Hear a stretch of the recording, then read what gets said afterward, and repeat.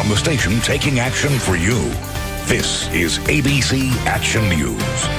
Right now at 5, unlicensed contractors accused of targeting the elderly in a months-long scam. The alarming number of times one of those suspects has been busted doing just that, and the place where his family is placing the blame. Good evening. I'm Rodney Dunigan. And I'm Ashley Glass. Jameson and Wendy are off tonight. Now, in this most recent case, the men are accused of stealing more than $150,000 from an elderly couple in Brandon. ABC Action News reporter Clifton French discovered these two have been arrested for crimes just like this in the past. All right, take a live look right now. This is the Skyway Bridge. It's back open, running pretty smoothly right now. This morning, the southbound lanes were closed because of a wrong-way crash, causing many people to be late for work this morning. A woman driving a 2005 Ford somehow got on the bridge going the wrong direction at about 3:45 this morning. She slammed head-on into a man driving a pickup truck near the 8-mile marker. That woman died. The man was taken to a local hospital. Highway Patrol troopers have not released the names of those involved. And here's a traffic alert for Pasco County drivers you definitely need to know about this evening. US 41 is closed down in both directions near Asbell Creek Road because of some downed power and Verizon lines. Now, we have learned a dump truck caught onto those lines and actually dragged them down. So if you take that way home, you'll definitely need to find another way to go. And things aren't quite so cold here, but the overnight temperatures are going to be low enough that Pasco and Citrus counties are activating cold weather shelters tonight. Now, if you know someone who needs help, head to the Joining Hands mission that's on US 19 in Holiday, or the Salvation Army in Lincanto. And Shay, just how cold are things going to get tonight? Yeah, we could see some temperatures that are near or even just slightly below freezing tonight. Well, tonight we're closely watching the Coast Guard search for the missing plane with 6 people on board. It vanished just after taking off from Cleveland last night. ABC's Marcy Gonzalez tells us why officials are hoping for a positive outcome despite not hearing from any of those missing people. We're just now hearing about a head-scratching arrest in Seminole, where deputies say a dispute about a dog led a 79-year-old man to threaten road workers with a gun.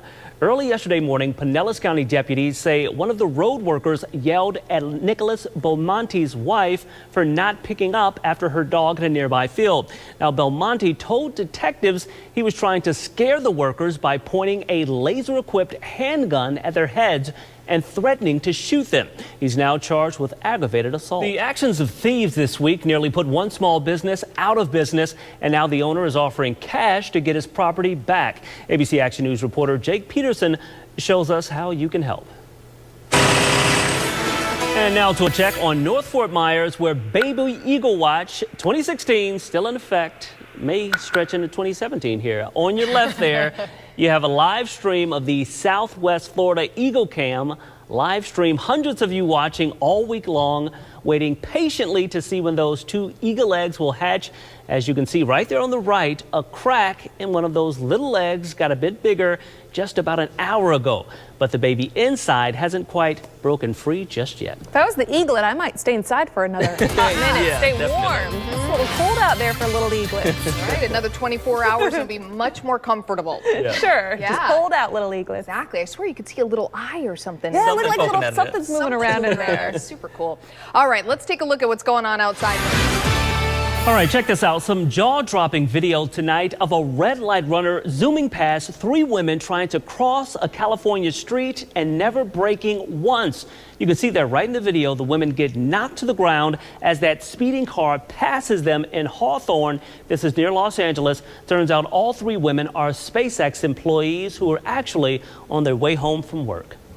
And you may remember this video that we showed you earlier this week of red light runners throughout Florida, including right here in Tampa Bay. Now, the red light camera company that released this clip says throughout America, red light runners cause an average of 2 deaths and more than 300 injuries. Happening today, people across the state are calling for a recount of the presidential election. Demonstrations will be held in multiple cities across Florida. And one of those demonstrations is set for right here in the Bay Area. ABC Action News reporter Jake Peterson joins us live from downtown Tampa with the details about those demonstrations. Jake.